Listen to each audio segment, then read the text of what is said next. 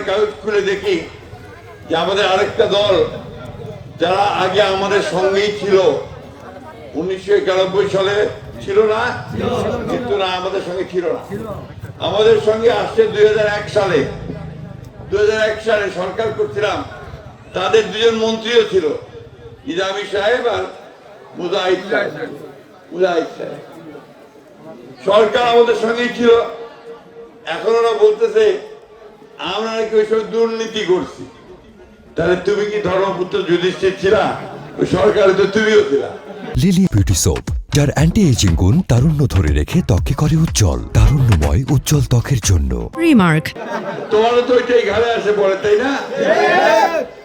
দুর্নীতির ভাগ তো তোমাকেও নিতে হবে, নিতে হবে কিনা বলেন?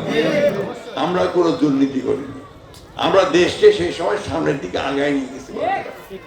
সেই সময়ে বাংলাদেশকে বলা হচ্ছিল যে এই বাংলাদেশ বহুদূর আগায় গেছে। এই বাংলাদেশে তখন আপনার কলকারখানা তৈরি হচ্ছিল, পোশাক শিল্পে 15 লক্ষ মেয়ে শ্রমিক কাজ করত। আমাদের ওই সময়ে মেয়েরা ক্লাস 12 পর্যন্ত অবৈতনিক লেখাপড়ার সুযোগ পেয়েছিল, অর্থাৎ মেয়েদেরকে ক্লাস 12 পর্যন্ত কোনো বেতন দিতে হতো না। এখন কি দিতে হয়? হয় না।